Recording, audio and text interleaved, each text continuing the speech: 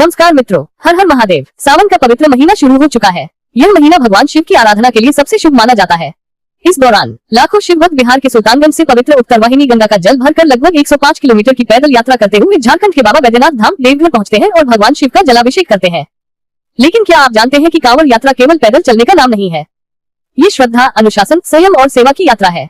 अगर आप पहली बार सुल्तानगंज से देवघर कांवड़ यात्रा पर जा रहे हैं तो इस वीडियो को अंत तक जरूर देखिए, क्योंकि आज मैं आपको बताऊंगा कांवड़ और कांवड़ यात्रा से जुड़े ऐसे महत्वपूर्ण नियम और सावधानियां जिन्हें हर शिव भक्त पूरी श्रद्धा से पालन करते हैं। आइए एक एक करके इन्हें विस्तार से समझते हैं।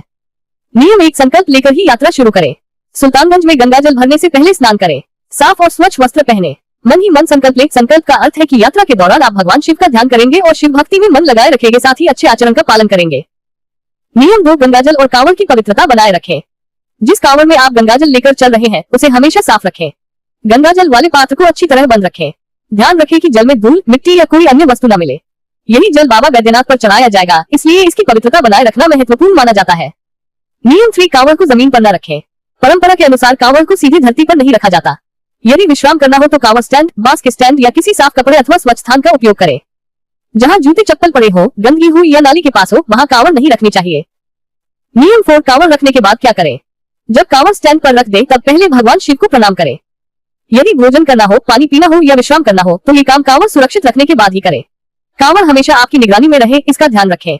नियम 5, दोबारा कांवड़ उठाने से पहले क्या करें। दोबारा कांवड़ उठाने से पहले अच्छी तरह स्नान कर ले। यदि संभव हो तो हाथ मुंह धो ले।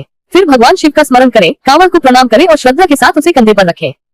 नियम 6, क्या कांवड़ लेकर बैठ सकते हैं। अधिकांश कांवड़ परंपराओं में कांवड़ को कंधे पर रखकर बैठना उचित नहीं माना जाता।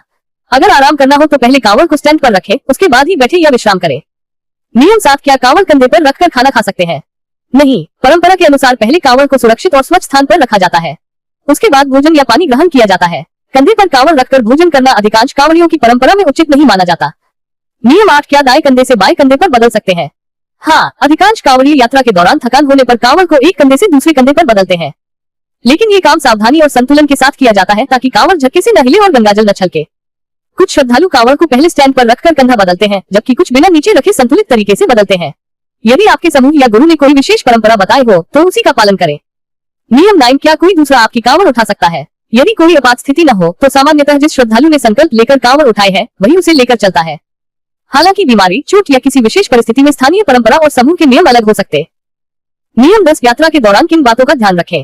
सात्विक भोजन करें। स्वच्छता का विशेष ध्यान रखें। दूसरे कांवड़ियों की मदद करें। ट्रैफिक और प्रशासन के नियम माने।